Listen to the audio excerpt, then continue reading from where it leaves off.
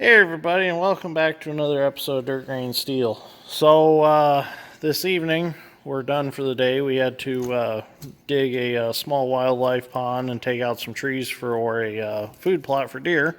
So we're back at the shop now, and I'm going to start working on the travel chains for the Gradall.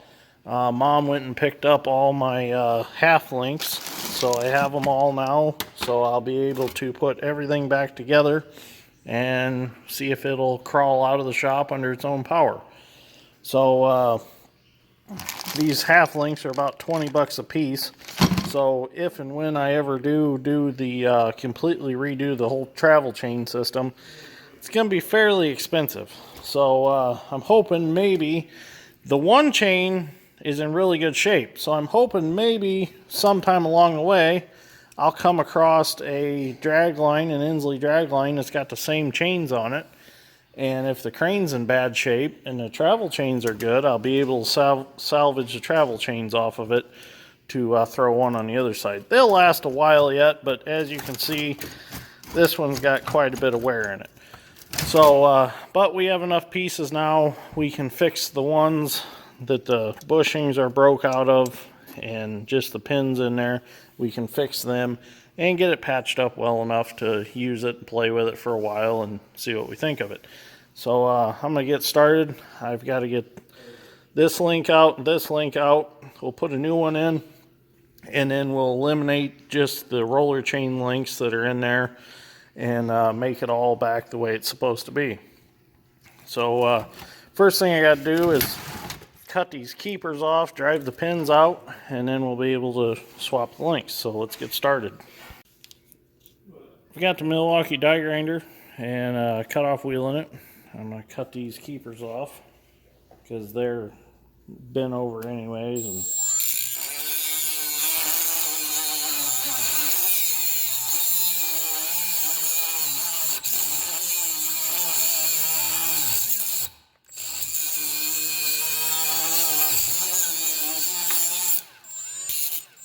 speed this up a little.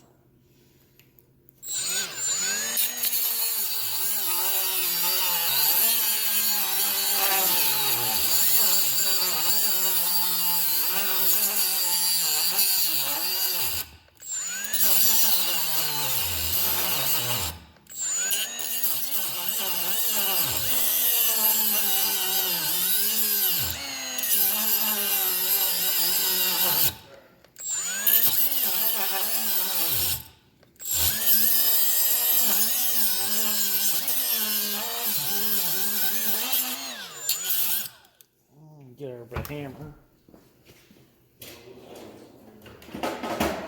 Hopefully this pin will drive out.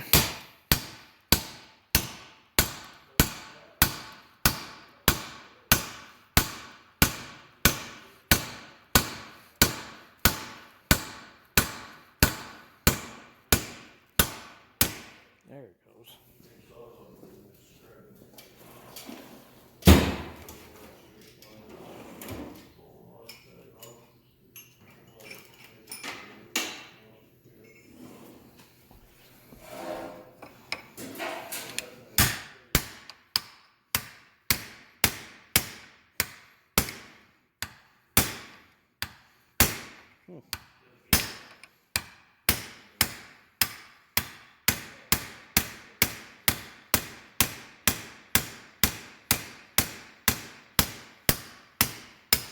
There we go. It's out.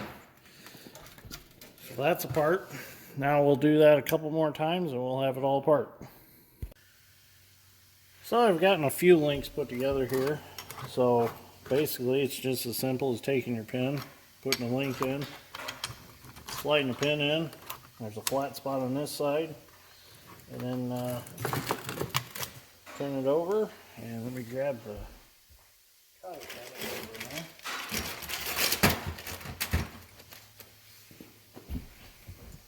Some of these are different brand. That's why this cotter pin's on the opposite side of the other one. So I had a few that I had ordered off Amazon. I had 4 links. I'm just spreading that just a little bit so it don't fall out right now. I'll go back through and spread them out. But The links off Amazon are a little different than the links that I got locally, but they'll work just fine together. But they're just a touch different spec because they're a little bit stiff in a couple spots, but they'll wear in and be perfectly fine. The roller's the same, everything's the same other than that. So this is not picky, it's not, tolerances are not that tight. So now we're going to bring this piece, and here comes the problem, because these new links are a touch smaller here for the bolt, or for the pin to go through. So I need to figure out what I'm going to do about that. I think I might just stick a grade 8 bolt in there for now. So, well, maybe. Might go grind this pin down. I think it might be a little swelled on the end. Let me go do that and see if that helps. Okay, so what I've done is I found a couple other links that I wanted to replace. So what I done was I just took the torch and I burnt those bad links out, and I moved the chain together, and I'm putting it back together, and I don't have the right keepers to hold the pins in. So what I've just been doing is I just weld them in, because this is the last go around for this chain anyways. So after this one's going to be junk anyways, because this is the worst one on the machine.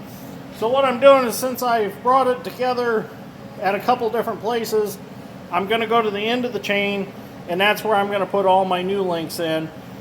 That way, when I'm putting it together, if I decide that I can tighten it up a little bit by taking links out, there'll be like, I think there'll be four in a row that are all new links. So it'll be very easy for me to pop a link out. I won't have to fight with the torch under there, heating the pins up to drive them in and out. So by doing this, it's made my life a lot easier, and I got a better chance of getting these chains a little tighter than they were before. So I got the welder set up. I'm going to weld this link up real quick, and then this chain's actually ready to go back on the machine. This one I've fixed to the best of my ability. It has no more broken bushings in it, so it should be in good shape. Hopefully we can get a ground on this stuff.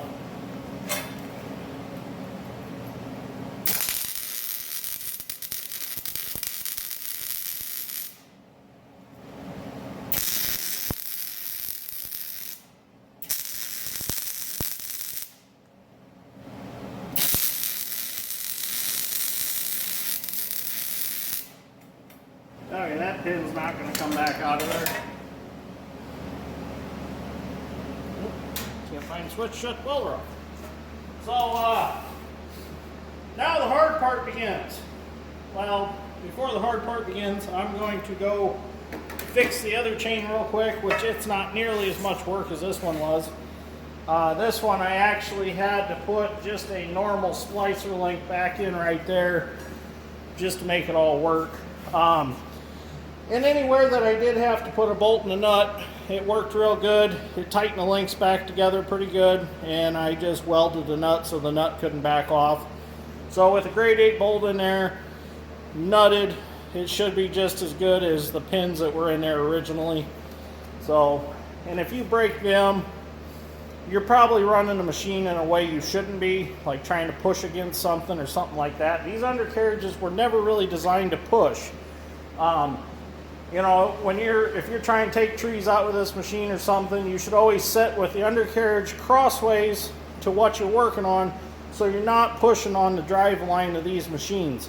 These are not designed like a hydraulic excavator. There's not a brake in the final drive or final drive or track motor like a hydraulic excavator has.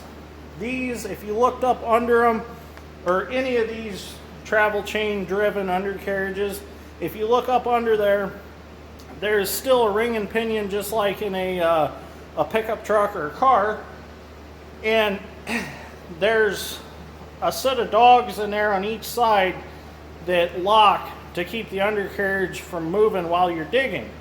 Now that's fine under normal digging situations, but when you take the hydraulics of the machine and you start pushing on a tree or something, you're putting an extreme amount of pressure on them digging dogs and that ring and pinion that are all open gears in there.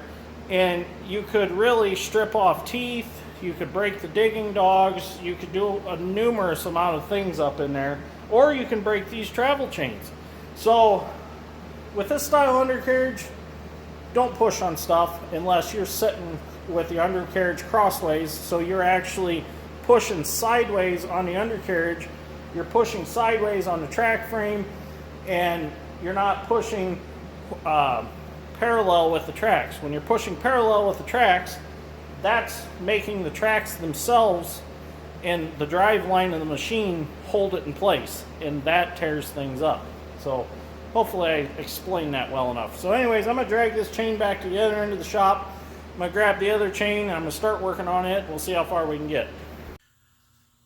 So I drug the track chain back over here, and I got to thinking about something when I was going on my rant over there about pushing against the undercarriage when you're digging, or when you're trying to push trees over and stuff, or push a hard object.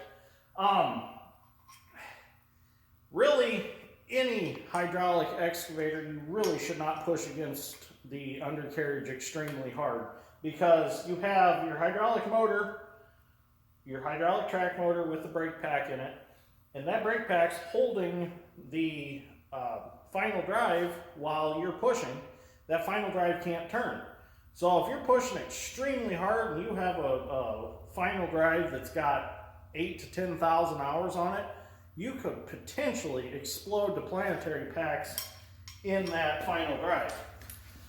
So I don't recommend doing it. You shouldn't do it. I mean, I'm guilty of doing it. I'll be the first one to tell you. I try to get trees out and stuff, and I'll push on a tree pretty hard and start spinning with the tracks, trying to push it over. And that's not good. Shouldn't do it. But a buddy of mine and I were talking about this one day. He had shared a Kobelco blade runner. I think it's like a 160 size excavator. And Kobelco designed them with a heavier planetary for pushing. Well, back in the late 90s, early 2000s, you used to be able to buy a blade kit to put on like just a normal 200 Hitachi or a 200 Komatsu or something like that. Well, the problem was guys would put them on there, and the final drives on an excavator are not really designed to push like a dozer. So they were wearing out final drives trying to push in blades and stuff. So it just wasn't a very good concept that ever come about. Well, then Kobelco picked up the concept and they made it better. They put the heavy final drive, more like a dozer, on their excavator, and they made it work. But Kobelco blade runners are pretty rare. I've only seen one brand new one time, and that was the last one I had ever seen. But here's what I was talking about over there. Was now I have 4 links that are very easy to get apart. So under there, if I do need to shorten this chain up or lengthen it, I can just take one of these out, or I can add one, and they're free because I just put them together. So I don't have to mess with the torch under there trying to heat them and the hammer and try to beat them apart. And plus, I got, where's it at? Oh, here it is. I got this. This tool right here, you can see it. You hook it in your chain, and it'll pull your chain together so that you can get the splicer link put in. Jess couldn't believe I didn't have one of these. She brought them to my attention. I'm like, I didn't know that them were even made. So I bought 2 sizes of them, so that'd be perfect. So don't mind me limping around. Asher left his deer antler that he's been chewing on the floor last night. And I was walking through the living room, and I like rubbed my foot over the top of it and like sliced right between, or right behind my toes. And oh, it's been terrible all day. But I've been kept going. It's driving me crazy, but it'll be all right. I'll be fine. So now we're ready to basically put that back on. That's the hard part. I think I'm gonna maybe have to wait till tomorrow so I have a little bit of help. Dad's strength's gonna be here.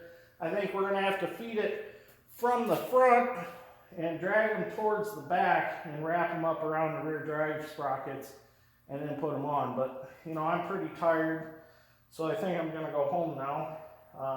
Tomorrow's another day. And really that chain doesn't need much work. It just needs this link burnout and that link burnout, and then that one's ready to go. So I'd like to get the travel chains on tomorrow, and I'd like to walk it out of the shop under its own power. That's going to be tomorrow's video goal. So we'll see what happens. So anyways, if you enjoyed this episode of Dirt Grain Steel, I don't know how you found this video, or if you're just a continuing follower, but if you haven't subscribed, go ahead and subscribe, because things get more exciting every day. But anyways, thank you for watching, and I will see you all in the next one.